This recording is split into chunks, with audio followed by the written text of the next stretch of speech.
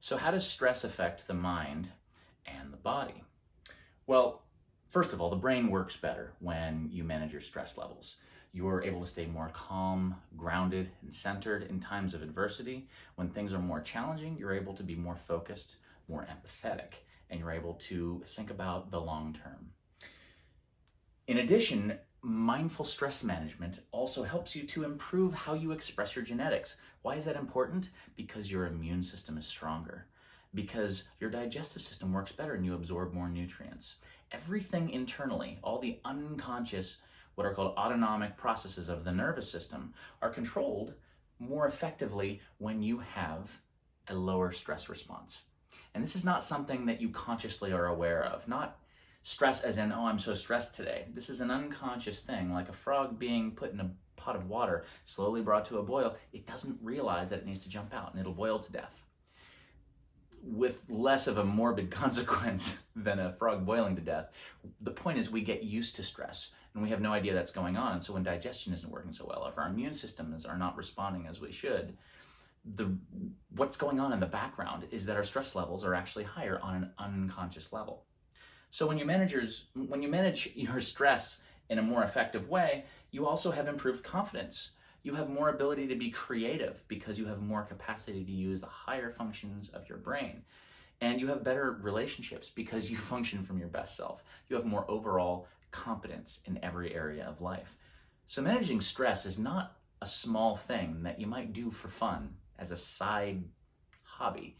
It's something that everyone needs to improve their well-being and to make quality of life as great as it can be, to really get the most out of life, instead of surviving, to go into a space of thriving.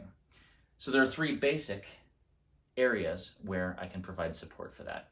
On the unconscious level, I talked about the unconscious autonomic nervous system, right? There's a modality called TRE, or tension and trauma releasing exercises, and that helps lower the stress load on an unconscious level. We allow the body to release on its own, and I'll go into more details about that in another video. Consciously, you can notice where tension is held in your body, and you can learn to move in a way where you don't generate any unnecessary tension. You can learn how to do it in a way where there's the least possible tension, where you can feel into your body. Like, take a deep breath now. And as you exhale, you might notice some of the different sensations in your body, heat or cool. These are some of the things you can learn in holistic fitness training or in Tai Chi. You can also get very specific in how you mitigate your stress, in knowing what your brain type is. What is your brain type? So if you look at the 6 basic brain types from the Amen clinics, you see there's the basic balanced or brain type 1, where you're able to stay focused, positive, generally organized, stable mood, generally upbeat, and positive and optimistic, right? Type 2 is generally low in the prefrontal cortex, specifically in the orbitals under the eyes, that control impulses, that can be hyperactive, spacey, but also very, very creative. So there are positives and negatives for every brain type, but very specific things that you can do to support reducing stress that is present in a very specific and personalized way. So the spontaneous type needs more dopamine, so they need to eat more protein. That helps the body to produce more dopamine and keep those prefrontal cortex areas on point and able to regulate the impulses and manage the hyperactivity that may show up when the unconscious stress levels go up, and so on. For the persistent brain type, where there's overactivity in a specific area of the frontal lobes. The sensitive brain type, deep in the thalamus and limbic area, where someone can be more sensitive, empathetic, but they need more sunlight, or they're going to get depressed and overly negative and pessimistic.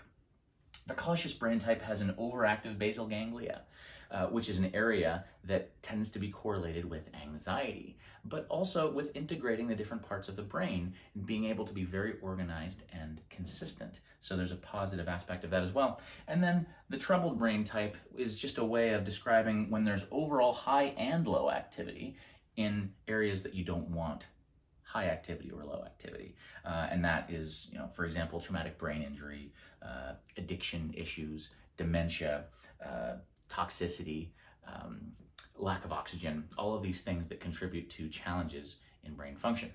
So whatever it is that specifically is contributing to your increased stress response, you want to take a look at where you fall in the autonomic nervous system function of your body, right?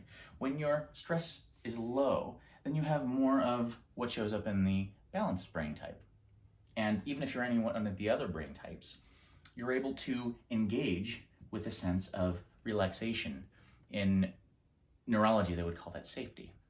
That is the body, the animal part of our brain, perceives no danger, perceives that we can actually engage with one another socially in a safe way where we feel comfortable and relaxed. And our digestion works better here. Our immunity is much stronger. We have all the basic functions of the human experience that are optimized down here.